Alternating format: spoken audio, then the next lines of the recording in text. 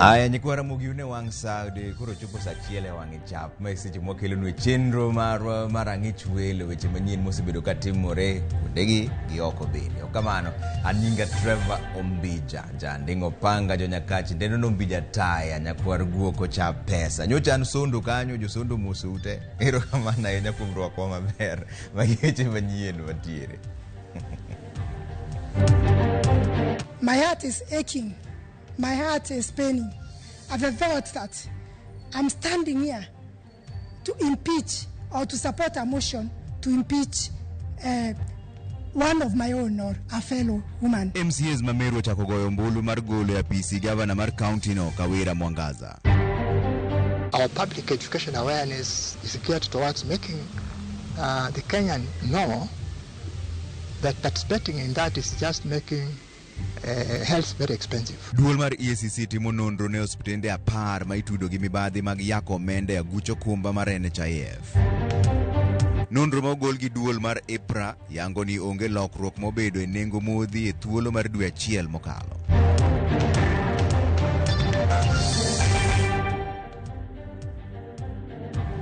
Nikwara mogiro kamano kum kitera RAMOGI TV kaendi jaloko marwa en Winnie Adoyo. Wachaka ne weche manyien mosebedo katimore counties moko ni od bura ma county ma Meru ogolo oko governor mar county no Kawira Mwangaza tok jo od bura 67 luto mbolo mar gole e apisi.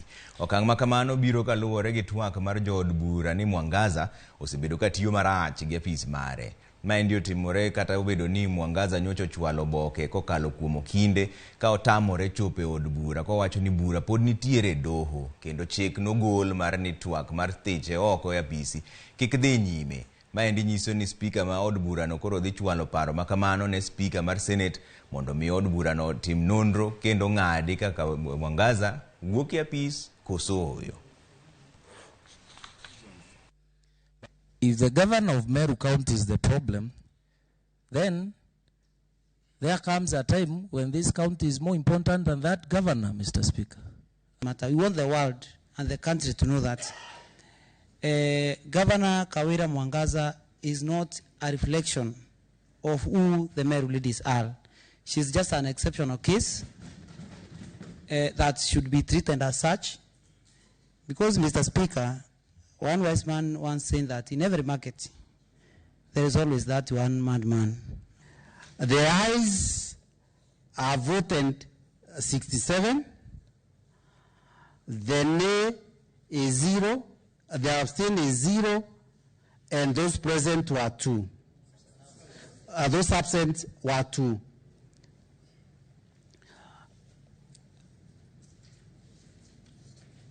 Honored members, I wish to declare the ayes have it, and the governor of Meru, Honorable Bishop Kawira Mwangaza, stand impeached the Meru County Assembly. Thank you, honored members.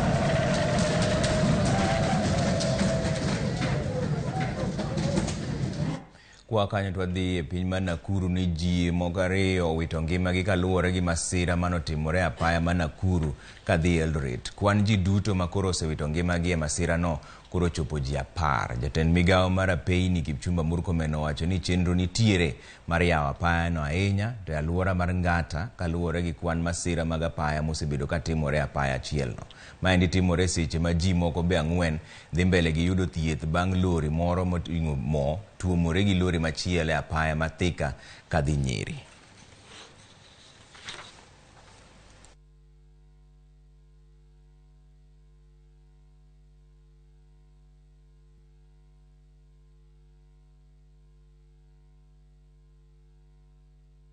Tumempoteza mama mzuri. We were celebrating today our marriage. Hii tarehe ya leo ndio tulikuwa nasherehekea kuoana naye. Haikuwa rahisi ku identify mwili ya Celestine sababu hapa hivi ilikuwa imeharibika sana.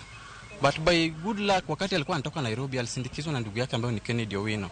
Alikuwa amejua manguo zenye amevaa. Sasa akanipigia Celestine alikuwa amevaa blazer ya blue na mkono ni short na long ya jeans. Kukuja hapa hivi nikapata same dress, pas nikiangalia face haikuji. Ile trailer ili collide na kanta na ikaweza kukata ile trailer ile body ya nyuma. Kichwa kikaenda kikaingia kwa mto hii Chania River. of which kumekuwa na majeruhi ambapo wamekimbizwa hospitali.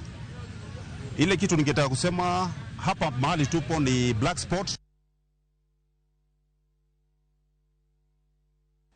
Kwa kanyo ni doho ma Meru owito oko kwayo manyocho chwale nyime mane dwaro mondo chung chenro mar dayo dho commissioners ang'wen mag IEBC. Chenro ma itayo gi komiti ma otelne gi jang'ad buche Agri Muchelule. Jong'ad buche Edward Muridhi nogolo chik ne jochiw ng'ur mondo we apudno moyiedhi mondo tiek tijno ka olero ni ng'ur mora mora inyalo mana chwal bang' ng'eto mar apudno. Burano koro ibiro winji kendo tarik 23 dwe mar achiel.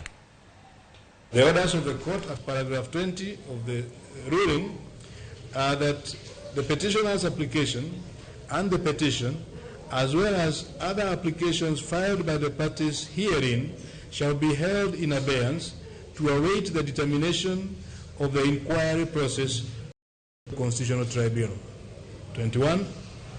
The matter shall be mentioned for directions as necessary on the 16th of January 2023. Or such earlier date as any party may move the court upon conclusion and decision of the inquiry by the Constitutional Tribunal. And costs will be in the course. Wadonjane weche mag siasa ni jaod bura mogwel John Mbadi mabende en jakom komiti mar od bura marango kaka itiyo gi omenda jopiny koro seyo kang mar jatend piny Kenya William Ruto chwalo dwaro mar loko katiba. Mbadi wacho ni kwayo makamano nyocha Ruto nyalo chwalo kokalo kuom jatend kweth jood bura mathoth ma okeno wuon. Owacho ni okang makamano medo kelo luoro ni jatend piny Kenya nyalo medo chwalo dwaro mamoko mag loko chike mapacho kaendi. Mbadi noloso romo mane okelo kanyakla jokombe mag komiti mopogore. Then you are setting a very tomorrow he may come up with something else that he wants to amend our constitution and remove the term limit of the president. So those are things that we need to be worried about and careful in dealing with. Kwa kanyo ni duol makedo gi mibadhi e pacho kaendi EACC oyango ni gitimo nonro ne hospitende moko 10 ma pacho kaendi mosefweny ni orwako mibadhi e chudo mar chenro mag thieth kokalo agulu mar okumba mar NHIF. Jatend EACC wacho ni hospitende go gin mana moko kuom mago ma osebedo ka yako pesa mar NHIF kuom keto nengo mani malo. Chris Owino miyo ler mar wachni. Kaluwore gi jakom duol mochung'ne kedo gi mibadhi e pacho kae Reverend Eliud Wabukala, nitiere ji ma osebedo ka tiyo kanyakla kod ute thieth e mayo piny owacho omenda ma kore lach kokalo e okumba mar thieth mar NHIF. Mabiro kaluwore gi weche mag mibadhi ma osebedo ka itudo kod ute thieth mag ji giwegi kuom chwalo kwayo mag chudo mag miriambo e wi okumba mar thieth mar NHIF. Yes, it looks at NHIF as our very important partner, and we have promised to continue working with them, helping them see how to inculcate this culture of ethics, of honesty, of trust, among the top leadership, and so that we can help their services get down to every Kenyan. Wabukala owacho ni mibadhi makamago emomiyo nengo thieth idho malo e pacho kae ka bende osingo mar kelo lokruok e sekta mar thieth. The fraud is happening between a hospital and a citizen, who are private citizens. And therefore, our public education awareness is geared towards making the Kenyan know that participating in that is just making health very expensive. E korka kore, jakom okumba mar NHIF Louis Nguyai olero ni chenro mar tiyo gi lony manyasani e yango jotuo oseduoko chien weche mag chudo ma miriambo. All our claims come in electronically, which then are able to be scrutinized by other case managers to see how much integrity it has. It is a journey. Why I say that is because now we need more information, which is data. Right now they are coming in as scanned documents, which is unstructured data. We are working towards structuring that data so that it is data input from source. Nguyai ogolo sie mager ne ute thieth ma ibiro yudo kod ketho mar kwayo chudo mag miriambo ne okumba mar NHIF. Wabukala kod Nguyai otwa kod jofwamb weche boma ma Naivasha e kinde romo mar tiego directors mag NHIF. Chris Owino, Ramogi TV, Nairobi. Koro jatend obila Jafeth Koome okwayo jo-Kenya mondo obed gi horuok kendo kik gibed gi luoro kaluwore gi oboke mosebedo kaluorore mbui mawacho ni jonjore mag Al-Shabab chano timo monj moro e boma ma Nairobi kaendi. Koome nolero ni kaluwore gi yore mag chwalo milome ne obila, obokeno ok owuok e apisi mare kendo obila ma seine oneno e obokeno pok oyudo chik mora mora motenore kod ndiko kendo chwalo wach makamano. Koome nomedo ni gitiyo kanyakla gi jotend arita kwe mar jiwo arita e pacho kaendi kendo kwayo jo-Kenya mondo dhi nyime gi ohala gi kaka pile maonge luoro mora mora. Nojiwo jopiny mondo obed akicha kendo chwal lipot mora mora e tesend obila manitiere machiegni kodgi kata kokalo kuom namba gi mag simu mapile meno 911 112 kata 999 mano 911 112 kata 999.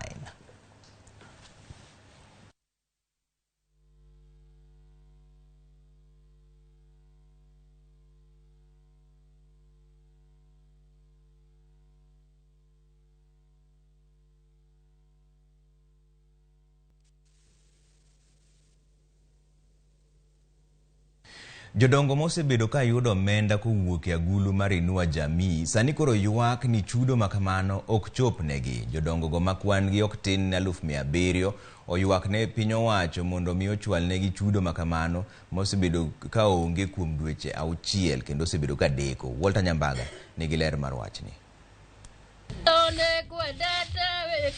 Samo chumi medo ridore pachoka maromo jodonge 700,000 koro sundo piny owacho mondo onegi wang' mamuol kendo chwalo negi omenda mar jodongo maidendo ni Inua Jamii. Maloyo dweche 6 jodongo osebedo karito pesa no kod liyo kata kamano kata ndururu poko donjo negi ma oseketo gi ngima matek twetan kalore kod ochumi masani oidho ka ikgi bende oniang' makata menyo ok yot kuomgi. Tusaidia bila tunasumbuka na wana mtu hapa anaweza omba serikali kama iko pesa wanimpa sisi na furaha sana. Sasa wanafunga sasa tunasumbuka. Watu wengi nasumbuka si mimi peke yangu. Wajamani wanaona msana seka ndio nipa pesa kwenda hata wengine nipa unga, wengine wananipa hata mahindi 3 hivi natengeneza. County Makisi jedungu ndiki omeny maen jaigni 86 kod jirande Catherine Mora mayudo sir mar omenda ni okoni onge mar pesa no keto ngima maoridore. Waseja wanapita tangu waache kupewa hizo pesa za usee ni mingi. Si pesa zilikuwa zinawasaidia kukura, kuendea hosi, kupata hata pesa ya kutumia mahitaji ni mengi, kununua hata chumvi, mafuta mboga na vitu vingine. Sasa hivi hakuna, wako wagonjwa wajiwezi kabisa. Na vile unaona wakikaa wazee wanaonekana kama wachawi, watu wanawadharau hata watoto wao wenyewe. Changamoto ni mingi tu. Tunaomba serikali iwarejeshe hizo pesa ngarau wapate riziki na wao. Naona wakati tulikuwa napata tulikuwa na furaha sana. Sasa nakosa. Sasa iko taabu tu. Kila kitu na hata sabuni naomba hata nguo mimi napata kwa mjamana nisaidia nguo tu. Sasa serikali ilikuwa inatupa sisi. Sasa mtoto nitampa wewe leo, kesho nitampa wewe, sasa namna gani? Sio hata wewe ukilipa mtu leo. Na iko Ruto gichwalo omenda go ne jodongo mayudo sir mar Inua Jamii kagin bende girito mana bad migawo mar omenda mondo gol omenda no kokalo agulu maduong' mar omenda. Ukienda bahari unaambiwa goja tu, tutakwambia. Na unasikia watu naandikwa tu. Na wengine ni watu wazee, ndio watu wazee hata bado bikiri za miaka yao. Walter Nyambaga, Ramogi TV. Aya, bang' mano wadhi e yueyo moro machuok pod uduogi weche manyien manitiere kik idhi mabor ahinya.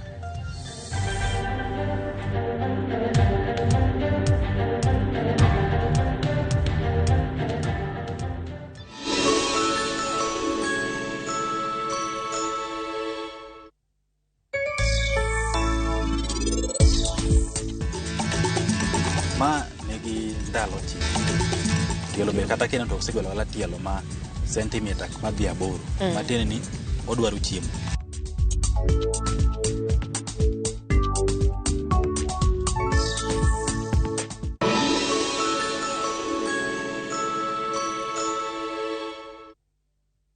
Raundi ya tindi gotigara botaka imenya sai maiga. Hosori enyira nainde embauke gima. Wa? Biore. Na sai mbiana chorete. Hagino mbogo boli mbaigwana ina boli ga. Wazimba tage tunya tichi. Kero musachi hoteli yeye. Na raroti. Ombogo tabwatire baka. Ngitalite muntagochi. Otaite somoni yaku. Asenge njusa take tibosoku. Kulende kende tige ko mutanga kulenda enibo amune yamate yaye. Ayo muntako ire kiaraiga. Engo kunere. Tengera ege teacher. Egosori enyekigima yaruliko aseviu sasa bono.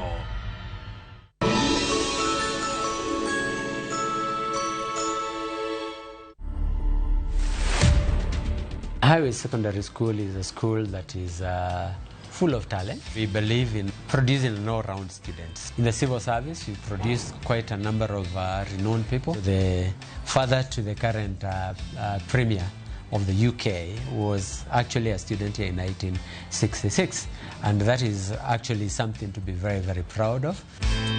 To watch this story and more, download the Citizen Digital app today. Kenya's #1 app, Citizen Digital.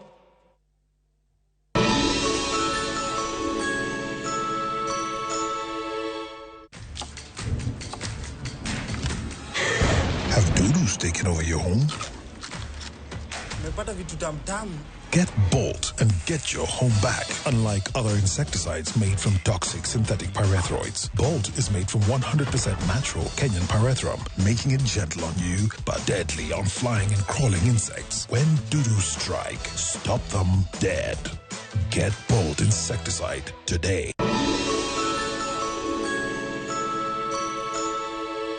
Qatar Jackpot. 6 games, 8 bob, shinda 60k kila siku. Tuma neno QJP kwa 29063.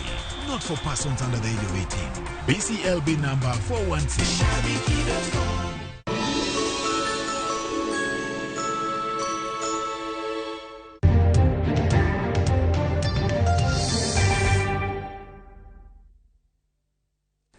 Warwako keno nyikwa Ramogi chenro marwa marang'ich welo wadhiane mbele kae ndi weche manyien ne piny owacho koro singo rido lweny mar kedo gi yedhe ma mero ji ahinya to kinde nyasi mag sikuku. Jagoro mongirore migawo mar arita kwe Raymond Omolo olero ni bad migawo margi bende oseketo ikruok mar neno ni arita makare obedo thuru ka. Jafombo marwa Eric Owenga nigi ler mar wachni. Romo mar jitendo bila madito mapacho ka.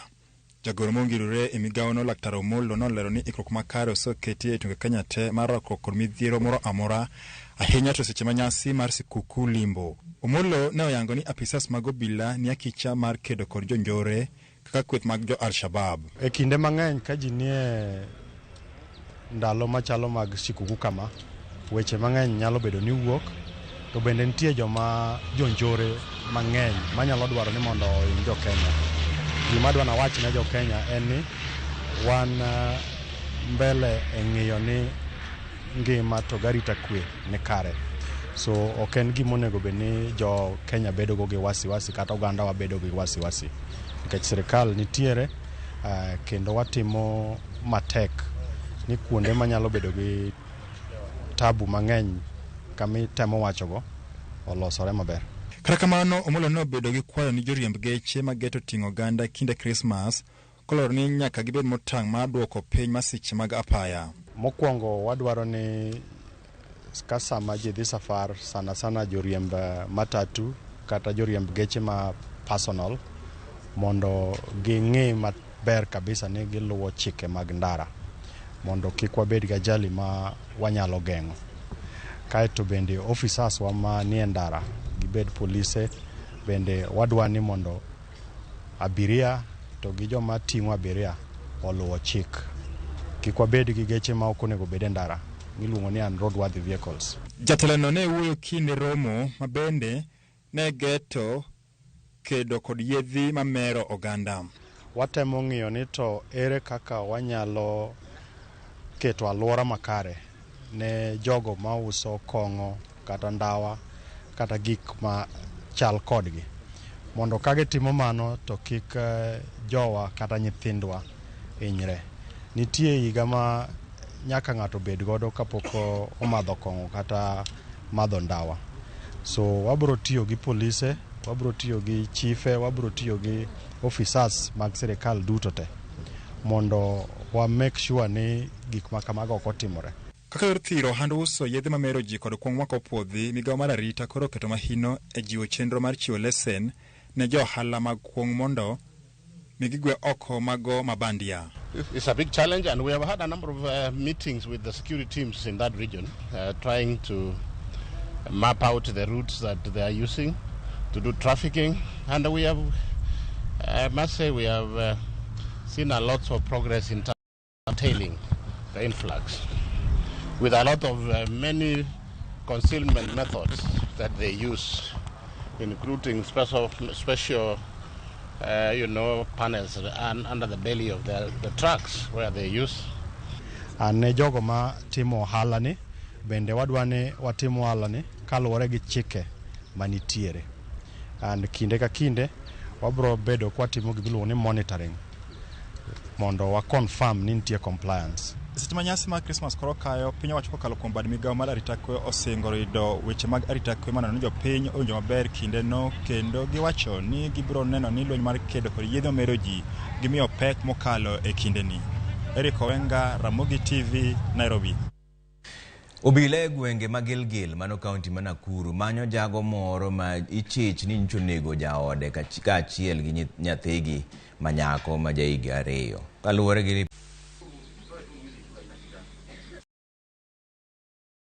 tunajaribu kuongelesha na kuombea hii jamii, na unakuta mambo bado inakuwa mlama, na imekuwa magombano, na ni magombano kubwa. Tuliweza kusikia nduru, watoto wakipiga nduru kwa hii boma. Sasa tukatoka tukakimbia, kufika hapa tukakutana na kijana ambaye huyu kijana anaitwa Jemo alikuwa anagonga mlango kutoka kwa nyumba, kwa vile mlango alisema ilikuwa imefungwa na nje. Sasa akawa anagonga mlango. Kabla sijafika, nikiwa tu bado niko hapa nje, shosho naye amefika hapa. Jemo akatoka kama ameshika mtoto wao, akasema mtoto wetu amekufa na mama pia ameuliwa. Jatend migawo mar weche somo Ezekiel Mashogu koro kwayo jokanyo mag riwruok mar jopuonj mar NAT mondo mbek chung' margi ewi dwaro ni medgi jopuonj osara margi gi atamalo 60. Wach ma kamaendi ne owachi e twak mare mane osom kod director mar chenro mag somo e gwenge mag Nyanza, Millicent Adhiambo miyowa ler mar wachni. Odiochieng' mar 2 mar romono ne otedore kod twak e weche mopogore opogore ma osebedo ka thung'o agog jopuonj, ahinya to ywak ewi meto mar osara, wilo mag jopuonj maonge chenro makare miluwo, thirno mar dongruok mag jopuonj e sekta no e kind mamoko. Kaluwore kod wechego, ahinya to ewi meto mar osara, jatend migawo mar weche somo Ezekiel Machogu owacho ni jopuonj owinjo bed joratiro kata realistic gi dhongere kapok gisundo dwarogi mar medo osara gi atamalo 60. I am informed that you have already raised concerns about inflation, and your current collective bargaining agreement of 2021-2025, which did not have a monetary component. I call upon your leaders to be realistic in reading the signs of the day. Machogu omedo ni jopuonj owinjore kete ratil chal mar nengo ngima pacho ka kapok gidhiro mondo dwarogi no okete tim mapiyo. Concern widely and ensure that all deliberations have the learners' interests at heart, bearing in mind that our economy is currently in dire straits. I am sure we shall reach an agreement and more on as a country. Jokanyo mag NAT kotelnegi kod jagoro maduong' Collins Oyu nyopedho ayanga ywak ewi meto mar osara mosedhi alanda are higa 2017, ywak mabende ne ojiw kod jagoro maduong' mar Kupet Akelo Misori. Remember, the 2016-2021 CBA was not completely administered. So you owe us. You owe us. You owe us. Because how can somebody ask for 4 years, and then you subject this person to training. You subject this person to another interview.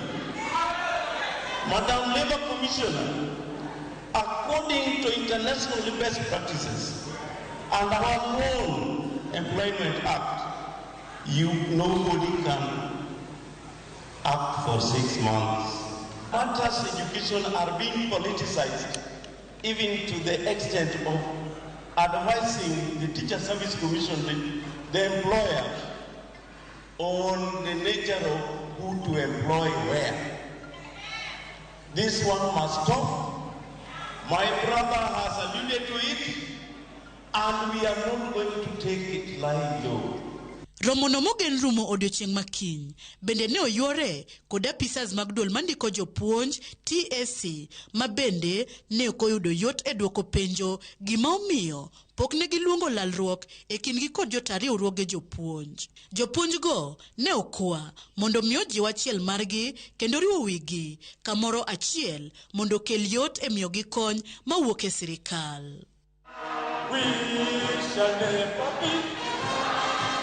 Millicent Adhiambo, Ramogi TV, Kisumu County. Kwa kanyo ni kaunti ma Migori chano tiyo kod lony manyasani e yango jotich ka achiel kod rango kaka jotich donjo kata wuok e tich. Jatend migao mar jotich kod loch gwenge kaunti ma Migori Caleb Opondi wacho ni tiyo kod lony manyasani dhi neno ni jotich odonje tich kendo wuok e tich e seche mawinjore. Gino ma dhi neno ni gitiyo ne jopiny e yo makare. Opondi wacho ni kaunti ma Migori bende dhi tiyo kod yor lony manyasani ma idendo kaka Geographic Information Systems kata GIS chenro mag dongruok ma itimo kod piny owacho mar kaunti no. Kata kamano, jagoro mar riwruok mar jotije piny owacho mar kaunti Silvans Araja to koro kwedo okang' mar dwaro tiyo kod lony manyasani no e rango kaka jotich tiyo.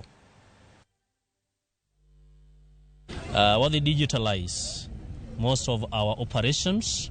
Kata mana korka jotich, we are in the process of starting a biometric system to monitor staff attendance, monitor staff availability, and in future, Adwanyiso, Migori County, our county is going even to use the GIS system mondo capture all that happens in our county.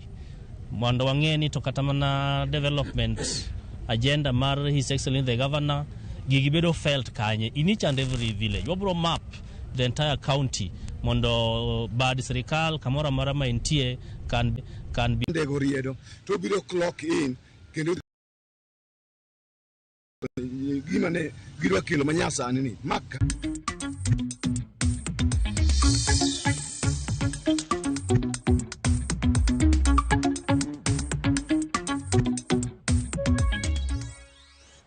Aya, wadonja ne weche mag ohala. Ni piny owacho koro sidho ayanga ndeko sigo mabiro bedo ka chopo e kaunti ma Kakamega. Nyasi mar sidho ndege no mar kambi mar Skyward no yuor gi jalup jatend piny Kenya Rigathi Gachagua ma okoni okang' makamano dhi yawo uchumi mar gwenge mag Imbo mar Kenya. Wycliffe Oko nigi ler mar wachni. Kaka yorno mar jiwo weche ohala ne jo ohala e gwenge mag Imbo mar Kenya, jalup jatend piny Kenya Rigathi Gachagua ne ochopo e paw ndege ma Wilson Bure Nairobi mar sidho ayanga ndeko sigo kowuok e paw ndegeno ka ochomo mano ma Kakamega. Jalup jatend piny no oyango ni piny owacho ni kod chenro mar yawo pewe ndeke mamoko kendo yaro sekta mar limbe kaka yorno mar chopo singo ne jo Kenya kendo chwalo negi dongruok ma owinjore. The Kenya Kwanza administration is keen to make it possible to have air transport across the country, to make it easy for people to do business, to open up tourism opportunities, and to enable Kenyans move faster and save time so that they can use that time for other productive issues in the economy. Kaugoero kamano ne kambi ndeke mar Skyward, maoriwore gi piny owacho neno ni chenro no chopo kare. Gachagua kwayo jopiny mawuok Imbo mar Kenya mondo okaw thuolo mar tiyo gi ndegeno kaka yorno mar dongo chenro mag paw ndekeno. I want to urge the people of Western Kenya to make use of this facility, to make sure that this airline grows so that we don't just have one daily flight, we have many flights because there are many opportunities in Western Kenya. We have the rainforest in Kakamega. We have other historical sites that people can go and see. There's a lot of business in Mumea Sugar. There is a lot of business in Bungoma, and we want people to use this facility to be able to ease the cost of doing business and to make travel easy. Omedo ni ka opogore gi kinde manene ma wuoth mag ndeke ne en mar joma onyalo, kendo mano mar mor, kinde oromo ma wuoth mag ndeke en achiel kuom yore wuoth ma ochuno. Omiyo jopiny nyaka koro rwak wuoth mag ndeke e pacho ka. Air transport is no longer a luxury for the chosen few. Air transport in this country is now a necessity to ease the cost of doing business, to ease travel, to make it convenient for people. And I have just looked at the rates to Kakamega, and I was just doing quick mathematics. It is actually cheaper, monetary-wise, to fly to Kakamega and back than to drive, without now costing the time that you save. Negendo mawuok e kambi ndeke mar Skyward koro obedo ndeke osigo mokwongo timo wuodhe nyaka e alap ndeke ma Kakamega, igni 8 tok ndeke jowuoth mane tayo chenro e pawno chungo chenro mag wuoth kaluwore gi rang'iny mani piny mar kar ndekeno. Paw ndeke ma Kakamega yande ne oyudo omenda maromo milion 170 kowuok kuom piny owacho mamalo kaka yorno mar kongo kendo yaro chenro mage, gino makoro biro golo ohinga ma osetamo johala chwalo mwandugi e chiro e seche ma owinjore. Wycliffe Oko, Ramogi TV. Odonga ni weche mag wuoth ni nengo modhi okolokore pacho ka endi e thuolo mar dwe achiel. Duol mar EPRA oyango ni lokruok okobedo e nengo kaka nyocha olandi gi tarik 14 dwe mokalo. Kaluwore gi nengo no e kaunti ma Nairobi ka endi koro petrol pod iuso e nengo mar siling 177.30 Diesel en siling 162 ka mauta mar taya ten siling 145.94 kuom lita ka lita. Gwenge mamoko mapacho ka endi bende okobedo gi lokruok e nengo mar modhi.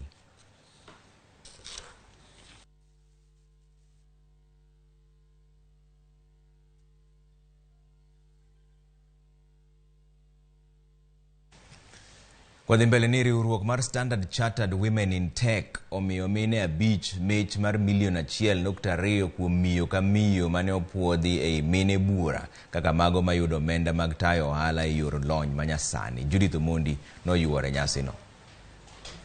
Siniani mar timo ohala e yor lony manyasani gikone omiyo mine 5 oyudo puoch to kod mich ma idhialo gigo. Riwruok mar Standard Chartered Women in Tech ma osebedo ka konyo joma mino timo ohala kitiyo kod lony manyasani ema ochiwo mich ne mine 5 go ma oyudo milion 1.2 ne ng'ato ka ng'ato kaka yo mar siro ohandgi. Ma en riwruok mane ochakore higa mar 2017 kendo osebedo ka konyo joma mine man kod ohala kendo ni kod teko mar nyiso ni ginyalo yaro ohandgi malach ahinya to ka gitiyo kod lony manyasani. And it's really to help to, first of all, to search and find women entrepreneurs who want to use technology to scale up. Very proud of what we've been able to do because since 2017 when we launched it, over 2,000 women have gone through this program. Today was cohort number 5 and there are 5 women-owned businesses that have walked away $10,000, which as today's rate is about 1.2 million shillings. Felicia Okeche na chiel kuom mine mane ochako ohala mar uso study mar it kapod ni e college, ohala mane omedore mos nyaka ochopie loso koda kabege ka otiyo kod lewni modong bang' tweng'o. Tiyo gi leather gi fabric of cuts mawa kwanyo from tailors asto waloso godo beautiful bags.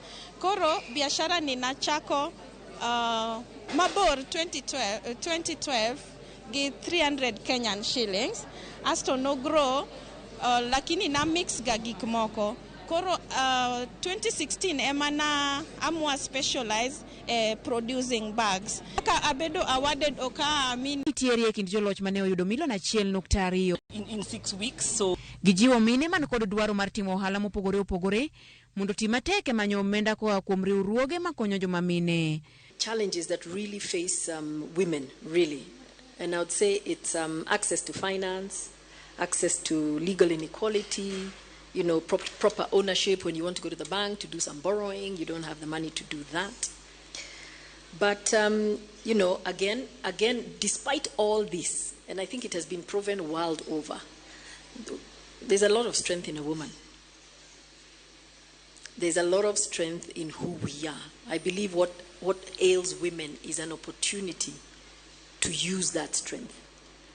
Magi gin moko kuom ranyisi ni ohala madongo gin mana mar joma chuo, to kata mine bende koro sani yaro badgi mar bedo jotelo mag ohala madongo dongo e pacho kae.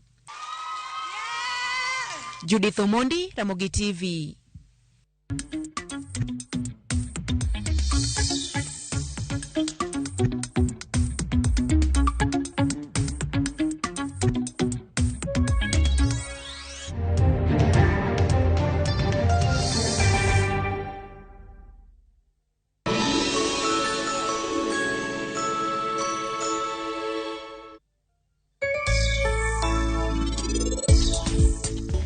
Ngenji ongeni kitungu saumu ichame mana e coast kocha. Ma negi ndalo chiko tielo be kata kena to osegolo wala tielo ma centimeter madhi aboro matene ni odwaro chiemo. Koro one link every stakeholder more paro ni ntiere gi goodwill to gi any advantage to the farmer.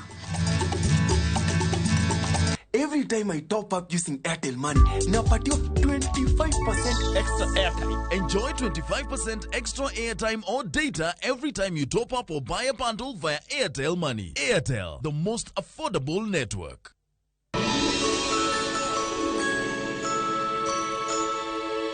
Qatar Jackpot.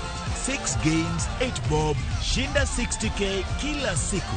Tuma neno QJP kwa 29063. Not for persons under the age of 18. BCLB number 416.